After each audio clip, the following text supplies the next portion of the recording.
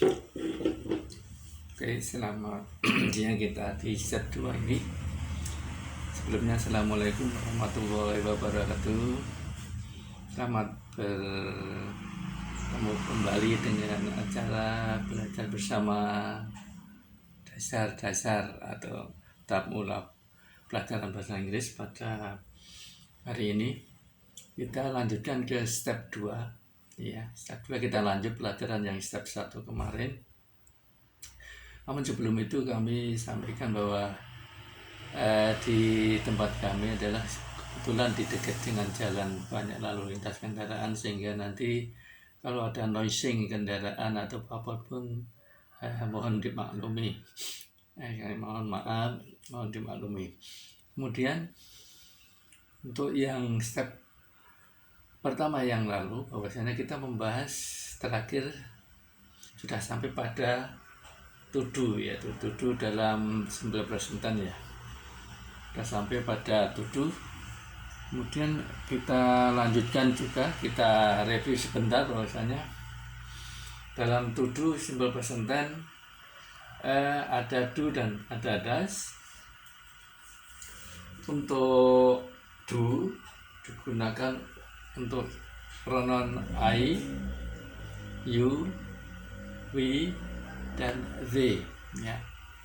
Untuk to do digunakan untuk pronounnya atau subjeknya nanti pronoun I, you, we, they.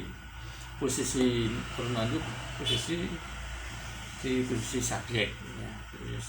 Setiap kalimat ada subjeknya, itu nanti di sini ada pronoun, baik itu langsung nama orang atau pronoun ya. Itu. Kemudian untuk does digunakan untuk subjeknya, yaitu he, she, it ya. Pada set pertama sudah kami jelaskan untuk penggunaan he, she, it, pronoun he, she, it ya. Oke. Kemudian kita lanjutkan dalam simple present tense ada to be ya, ada to do, ada to do, ada to be.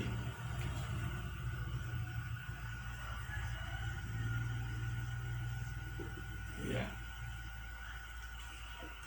Ada to do dan ada to be.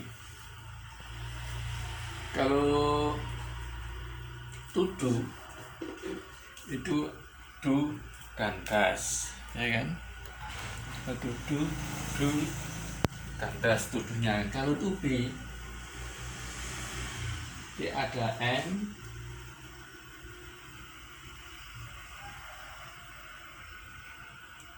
ada are,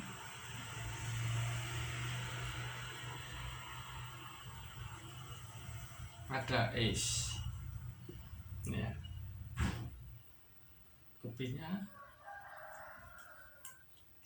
ada am, ada are, ada is ya. Nah, am digunakan untuk subjeknya I. Kalau are digunakan untuk you, we, dan they. Kalau is digunakan untuk he, she, dan it ya. To be am digunakan untuk subjeknya I, to be are untuk subjeknya you, we, they, dan is untuk he, she, it ya. Kami ulangi sedikit bahwa to be ini digunakan untuk sebagai pengganti kata kerja ya, kata bantu to be. Maksudnya apa? Maksudnya dalam kalimat itu, kalau di dalam suatu kalimat itu, kalau di dalam kalimatnya itu tidak ada kata kerjanya, mungkin hanya kata adjektif atau adverb ya, kata sifat atau keterangan, maka memerlukan kata bantu to be. Dalam simple present tense to be-nya ya am, are, dan is. Kalau subjeknya I, contohnya misalnya I'm a student, saya seorang murid. Kalau you are students. Kalau we are students. They are students. He is student. She is student. Ya, it is a cat. It is a dog. It is table. Dan seterusnya.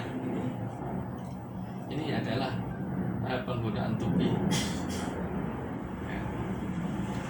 Karena apa? Karena dalam suatu kalimat nanti ada kalimat yang di dalamnya ada kata kerja dan kalimat yang tidak ada kata kerja. Kalimat yang ada kata kerjanya dinamakan yaitu kalimat verbal. Kalimat verbal.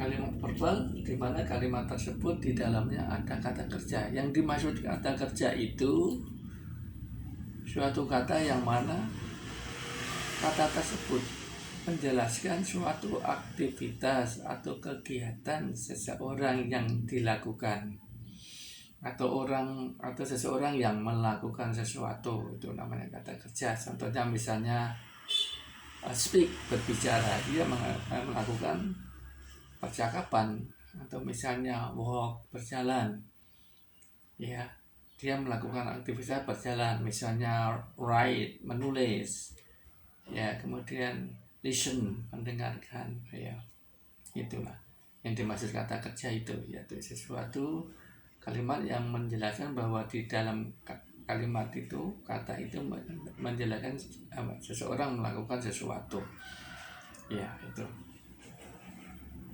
nama kalimat verbal. Ada nominal, ya ini verbal sentence, ada nominal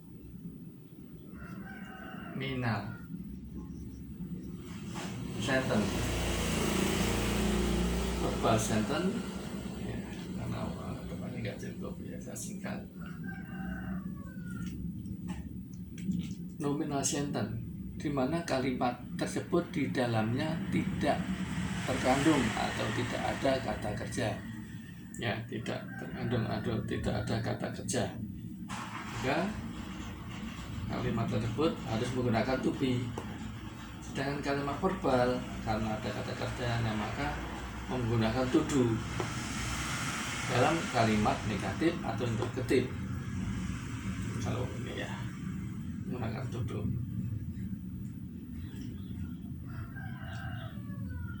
Oke. Sampai sini dulu, silakan dicatat dulu. Lalu yang perlu diingat bahwa to be itu di sini ada to be am, ada to be are, ada to be is. Ya. Am digunakan untuk pronoun atau subjeknya I, are digunakan untuk you, we, they, dan is digunakan untuk he, she, it. Gitu ya. Oke, silakan dicatat dulu. Saya kasih waktu setengah menit ya.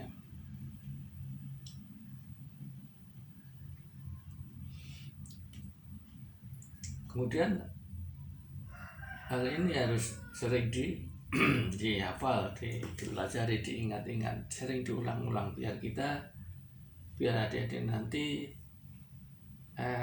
ingat ya. Belajar harus sering dibuka catatannya, sering dihafalkan, sering ya. Usahakan mungkin tiap hari 5 menit, 10 menit lah untuk mempelajari ini. Diulangi, dihafalkan ini. Ya nanti untuk kedepannya setelah menggunakan tenses yang lain nanti tidak bingung ya, jadi udah tahu pasti perbedaannya. Tenses present tense, simple present tense tuh ini simple past tense ini itu ya gitu. Oke, saya push.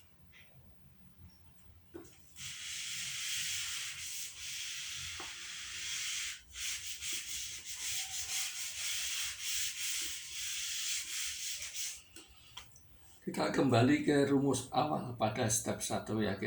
Kami sudah memberikan pada step 1. Mungkin yang baru melihat videonya di step 2 ini, silakan nanti mencari di video step 1, step pertama. Di sana kami sudah menjelaskan tentang rumus-rumus di dalam kalimat simple present tense ya. Kita review bahwasanya untuk kalimat positif, subjek plus verb 1 S atau PS ya, plus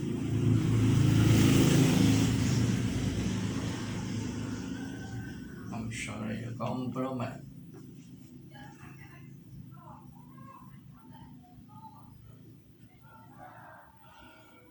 Komplement itu pelengkap ya, objek ya, subjek, predikat, objek kalau dalam bahasa Indonesia.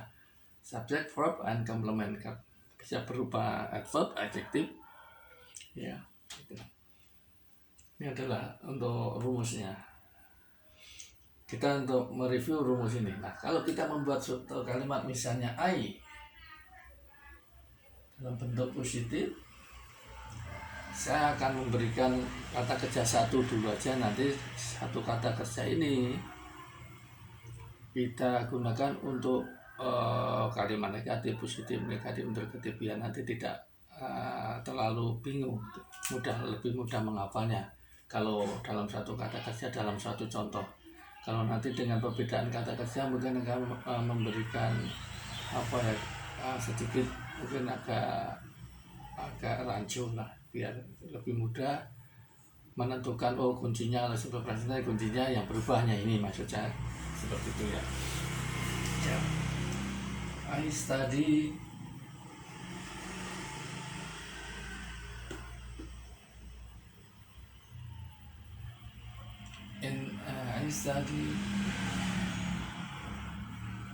English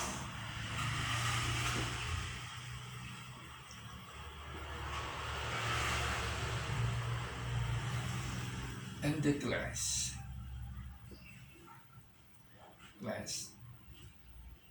I study English in the class. Atau ya nanti karena nanti ini tidak berat atau enggak apa-apa, istilah sini aja. I study English in the class.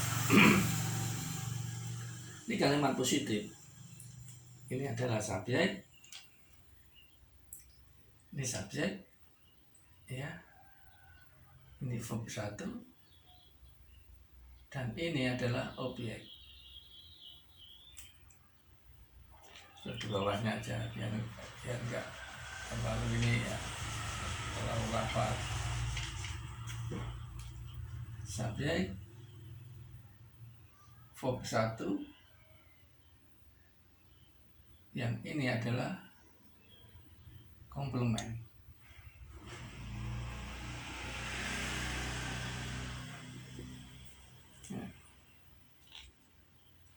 I study, karena verb di step 1 sudah kami jelaskan bahwa untuk verb 1 digunakan untuk apa saja pronounnya, yaitu untuk I with ya.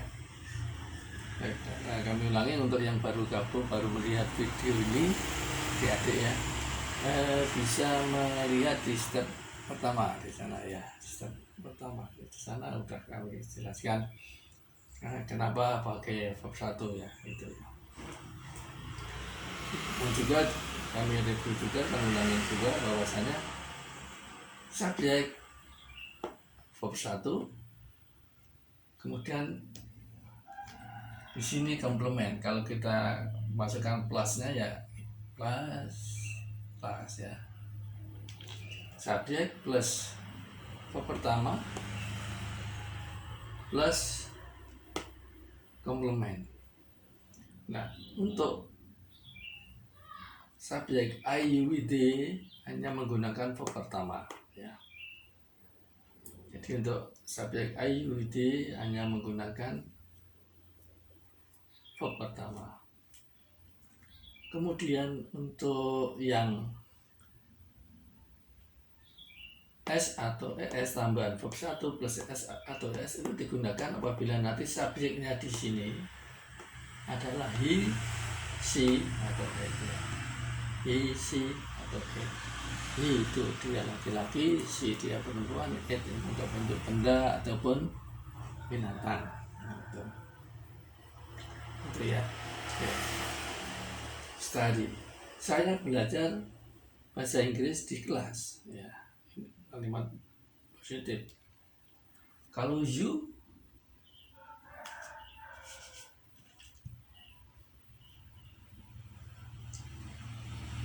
study English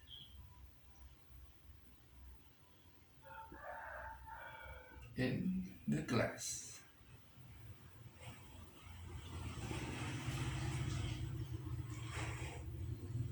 You study English in the class. Ya. Subjeknya you, verb 1 study, komplemennya in the class. Ya. Anda belajar, kamu belajar bahasa Inggris di kelas. Ya. Kemudian we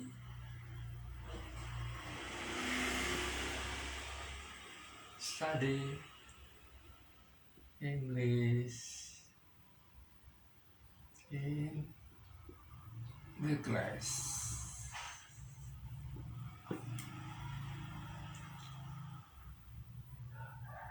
Kemudian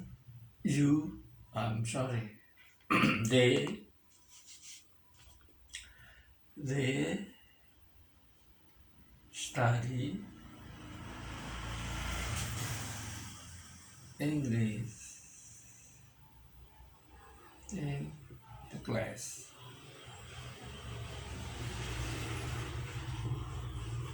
Yeah. We study English in the class. Kita belajar bahasa Inggris di dalam kelas. Mereka belajar bahasa Inggris di dalam kelas. Nah, perbedaan antara we dan they di sini adalah kalau we itu kita yang berbicara, orang pertama atau native speaker itu ikut berkecimpung di dalamnya, dalam arti ikut belajar di kelas. Saya yang ngomong we study in the class, saya belajar bahasa Inggris di kelas, berarti saya juga ikut ya. Tapi kalau they study in the class itu berarti saya hanya membicarakan mereka, saya nggak ikut belajar. Mereka belajar dalam kelas. They study in the class. Ya. Saya tidak ikut, tidak ikut belajar. Berbedanya itu. Ya. Jadi intinya bahwa kalau subjeknya I, you, we, dan they hanya menggunakan verb pertama, ya, pertama saja, tidak ada tambahan s atau es. Itu ya. Kemudian bagaimana kalau subjeknya itu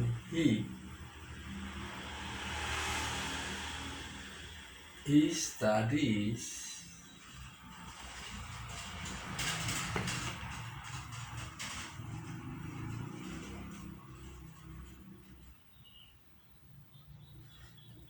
English in the class. Nah, dia laki-laki belajar bahasa Inggris di dalam kelas. Nah, sini terjadi perbedaan. Kalau yang di sini adalah ada verb 1 plus S atau ES. Jadi penggunaannya di sini pada waktu penggunaan he dari study I-nya berubah menjadi Y, ya, menjadi plus ES, menjadi studies this in the class. Kemudian he di sini adalah pronoun laki-laki. Bisa kita mengatakan Amir atau Tono, ya, studies English in the class. Ya, Rahman studies English in the class. Karena dia adalah Rahmat, ini dia laki-laki, maka Rahmat, Budi, Amir, Santo, Eko, dan sebagainya. Ya, subjeknya adalah dengan jenis kelamin laki-laki, pronounnya adalah he. Makanya untuk pronoun he menggunakan verb 1 plus es. Penentuan untuk menggunakan s atau s nanti kita bahas ke depan. Ya, untuk tersendiri biar nggak bingung. Ini hanya ada menyampaikan bahwa aplikasi dalam rumusnya seperti itu. Ya, kemudian si sama she studies English in the class. Ini nggak saya tulis, ini istilahnya sama lah di bawahnya ya. Sama, ini artinya bahwa sama. She studies English in the class. Gitu. She adalah pronounnya dia perempuan. Siti, Anissa, Rohana studies English in the class. Ya, gitu. Jadi untuk itu enggak kami kasih contoh karena dia hanya penunjuk benda atau binatang. Jadi kalau subjeknya he, she, ya, maka kata kerjanya adalah kata kerja pertama plus es, gitu ya. Itu oke, itu silakan dicatat dulu. Ini dalam bentuk positif, kalimat berita atau kalimat pernyataan. Oke, sambil mencatat, saya informasikan bahwasanya setiap periode kami mempunyai waktu sekitar 30 menit ya, 30 menit. Jadi nanti setelah 30 menit nanti full stop, mungkin akan kita sambung dengan next step, yaitu step-step berikutnya. Step ketiga ini step kedua, yang kemarin step pertama ya, gitu. Mungkin yang baru gabung bisa sampaikan bahwa ini pelajaran bahasa Inggris sebagai dasar-dasar atau tingkat pemula bahasa Inggris. Jadi kita gunakan untuk belajar bersama untuk adik-adik, anak-anak kita yang masih SD 4, 5, 6 dan sampai kelas 1. Ya, ini masih dasar. Karena kalau sampai kelas 2, 3 itu udah over level ya. Jadi udah untuk transisinya udah tinggi. Nanti mungkin kalau ini hanya sekedar review aja mungkin silahkan. Ini hanya untuk tingkat pemula ya. Kami mulai memberikan pelajaran berbahasa bersama ini benar-benar dari dasar. Dari dasar kita kupas satu persatu, kita ulangi agar nanti kita yang belajar tidak merasa atau mempunyai kesulitan ya. Cuma pesan kami bahwasanya setelah selesai ini silahkan diulang dan dihafalkan. Begitu juga waktu pelajaran di dalam kelas sama ibu atau bapak guru yang mengajar bahasa Inggris di kelas. Apabila di kelas belum jelas, silakan saja ditanyakan kepada bapak ibu guru yang mengajar. Nanti bapak ibu guru yang mengajar kalau dikasih pertanyaan akan senang karena merasa anak-anak atau didiknya, muridnya memperhatikan apa yang dijelaskan oleh bapak ibu guru ya. Nah, pesan kami setelah mendapatkan pelajaran di sekolah juga sampai rumah diulangi, baca lagi Itu misalnya ada kendala lagi, next meeting atau pertemuan berikutnya kalau ada pelajaran English class ya bisa ditanyakan ke bapak atau ibu gurunya gitu ya. Pelajari, ulangi lagi, ulang sampai rumah diulangi lagi. Jangan sampai buka buku pelajarannya bahasa Inggris hanya di sekolah. Kalau ada jadwal pelajaran bahasa Inggris baru dibuka bukunya, di rumah nggak pernah diulangi. Bahasa Inggris, bahasa asing harus sering diulang ya, biar kita hafal dan terbiasa gitu ya. Itu yang perlu adik-adik terapkan agar nanti bisa berkembang. Ya itu bisa berkembang.